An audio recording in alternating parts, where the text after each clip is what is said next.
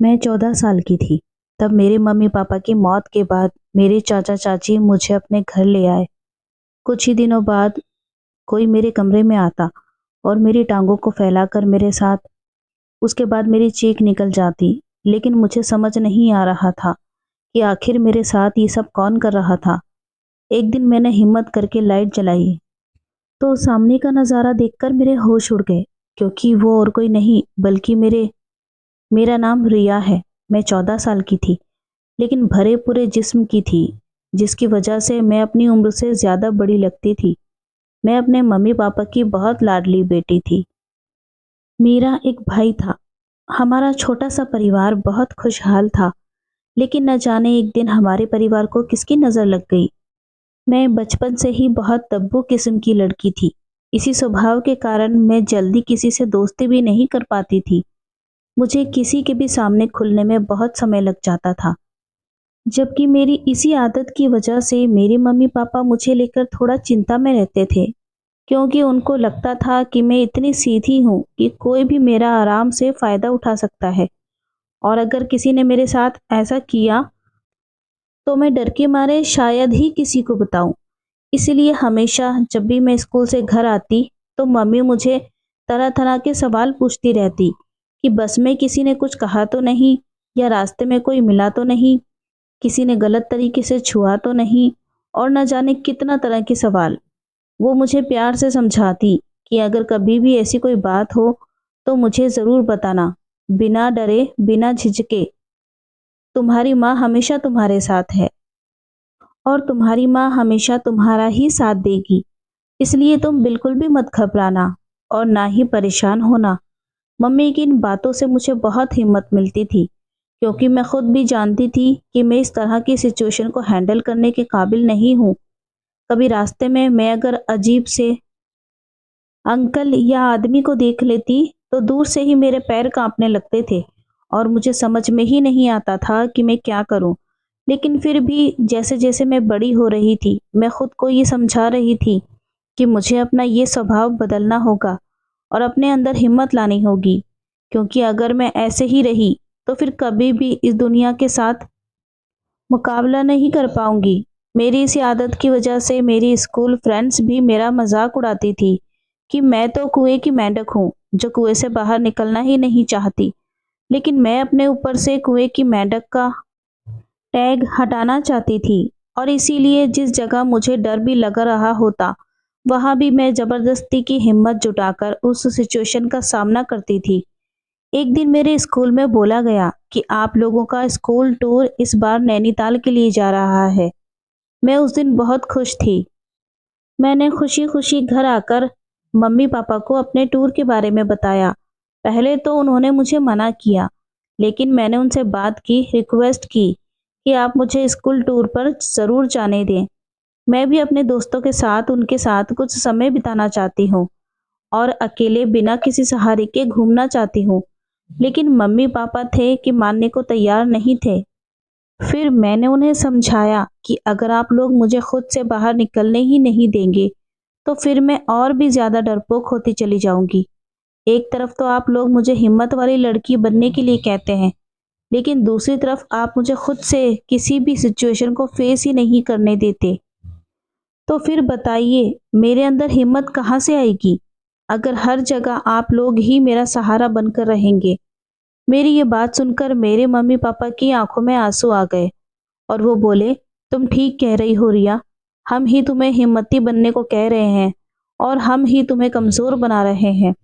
उसके बाद उन्होंने मुझे नैनीताल जाने की इजाज़त दे दी, लेकिन वादा लिया कि मैं अपना पूरा ध्यान रखूंगी और एकदम सतर्क रहूंगी और अपने फ्रेंड्स और टीचर्स के साथ में ही रहूंगी।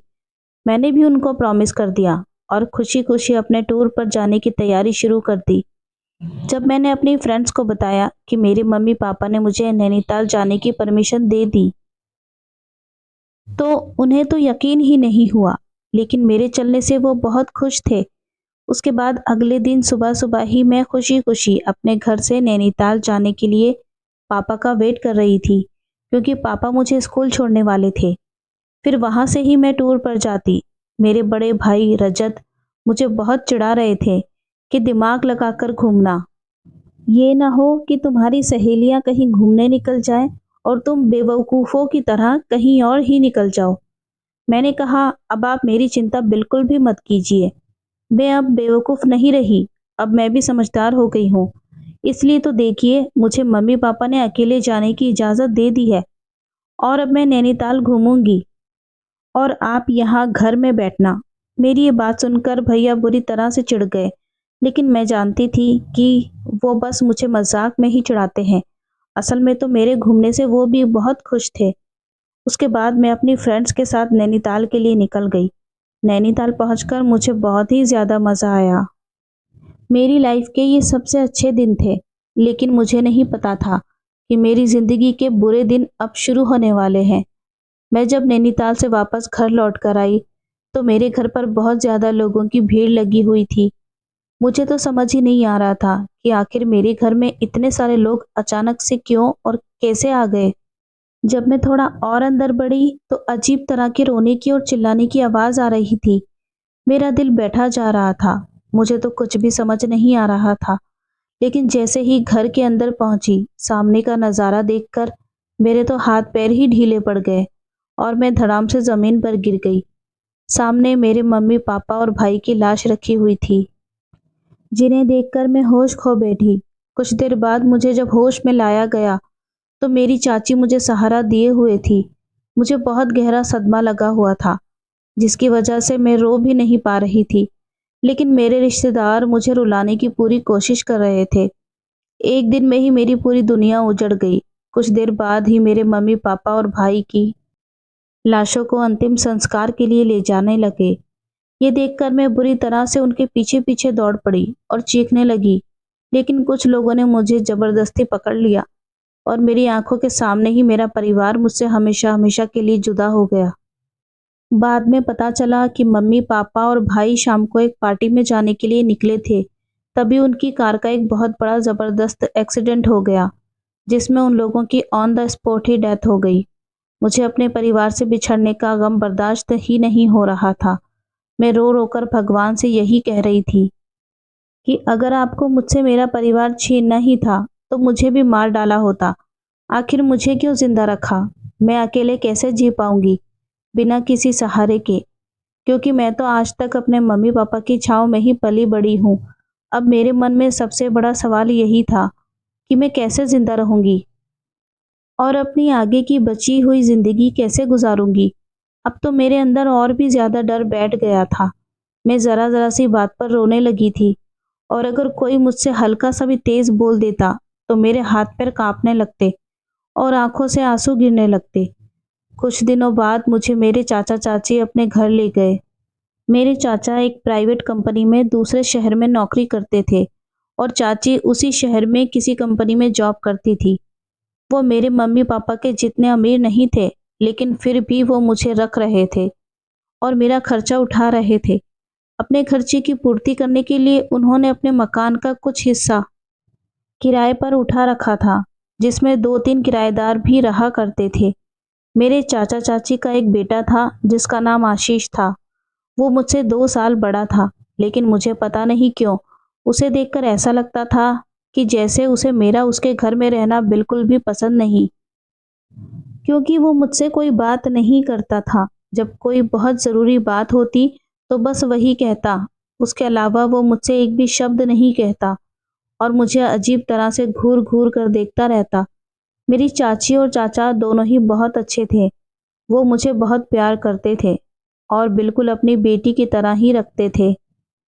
मेरी चाची जानती थी कि मैं जल्दी डर जाती हूँ, इसीलिए उन्होंने मुझे सख्त हिदायत दी थी कि मैं अपने कमरे का दरवाज़ा कभी लॉक नहीं करूँगी। मेरे चाचा ने मेरा वहीं पर दूसरे स्कूल में एडमिशन करा दिया और मैं स्कूल जाने लगी थी। लेकिन अब मैं बहुत उदास रहती थी और एक अजीब सी खामोशी मुझे घेरे रहती थी। मैंने स्कूल से किसी से भी दोस्ती नहीं की। धीरे धीरे मुझे चाचा के यहाँ पर रहते हुए 1 महीना होता जा रहा था। एक दिन जब मैं स्कूल से वापस लौट कर आई, तो मैंने अपनी ही उम्र की एक लड़की को चाचा के पास बैठा देखा। उसने जैसे ही मुझे देखा, तो वो मुझे देखकर हल्का सा मुस्कुराई, लेकिन मेरे ऊपर मेरा गम हर वक्त इतना हावी रहता था कि मेरे चेहरे से मुस्कान का नामो निशान पूरी तरह से मिट चुका था। मैं चुपचाप अपने कमरे में जाकर कपड़े बदलने लगी।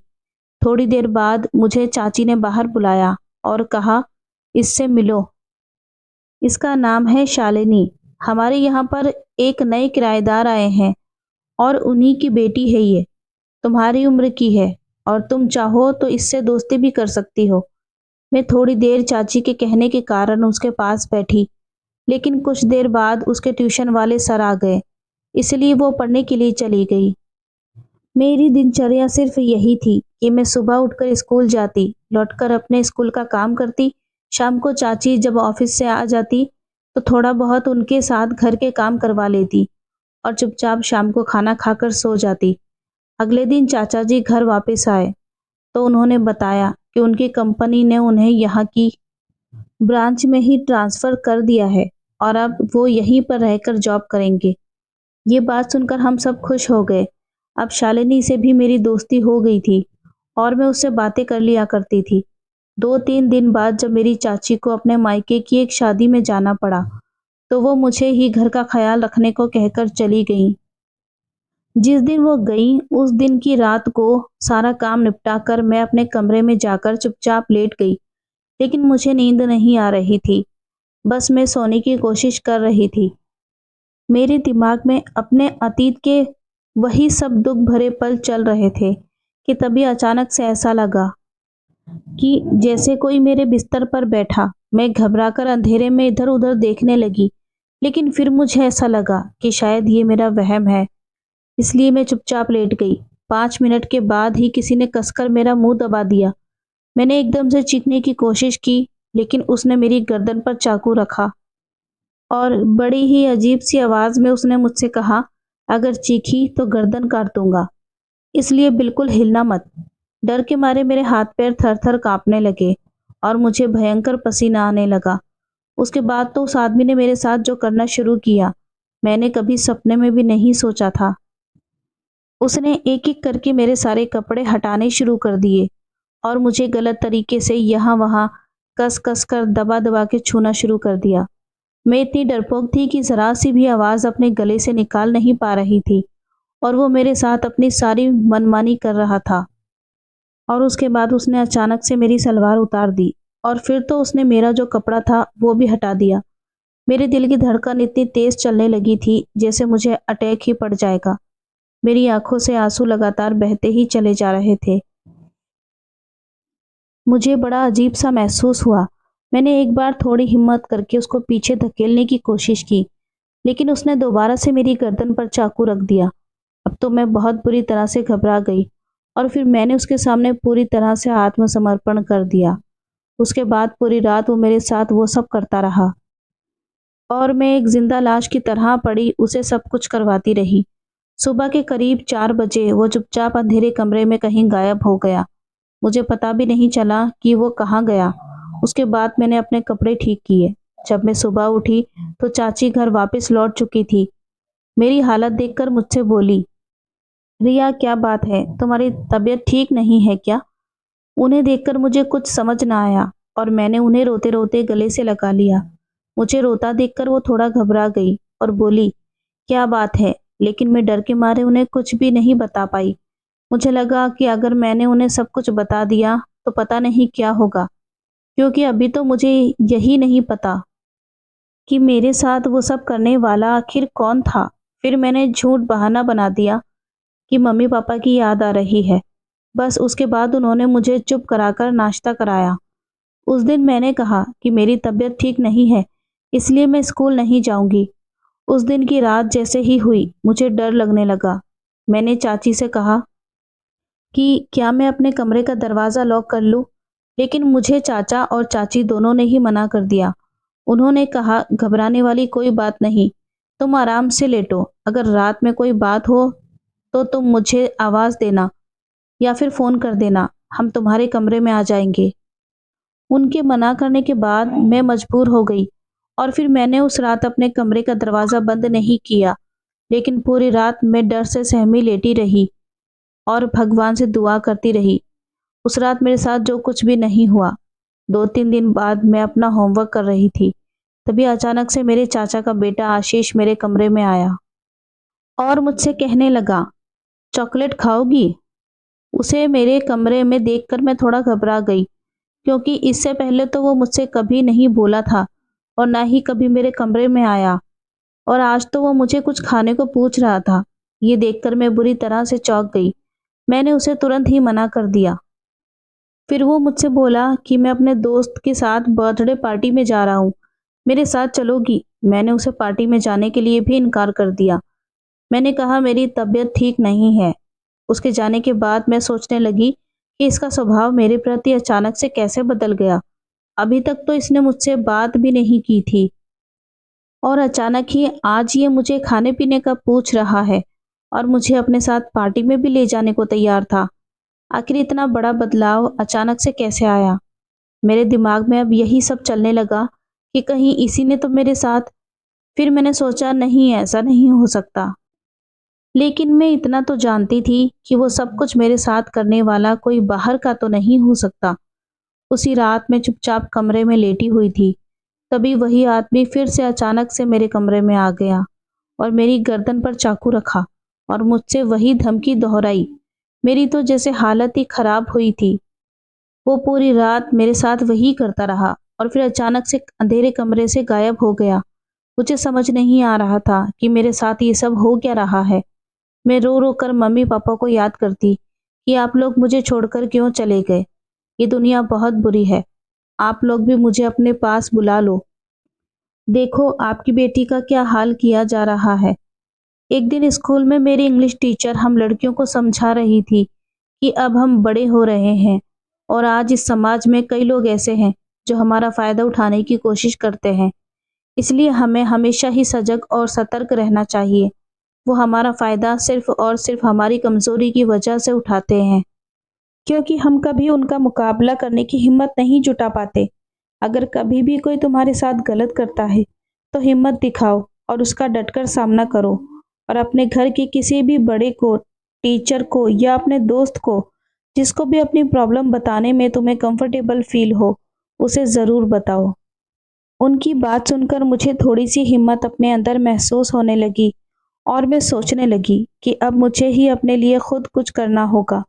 शाम को जब मैं सोफे पर गुमसुम सी बैठी यही सब सोच रही थी कि मेरे साथ वो सब करने वाला आखिर कौन हो सकता है, तभी अचानक से मेरे चाचा मेरे पास बहुत करीब आकर बैठ गए और मेरे कंधे पर हाथ रखते हुए बोले, रिया बेटा क्या बात है, तुम किस गहरी सोच में डूबी हो?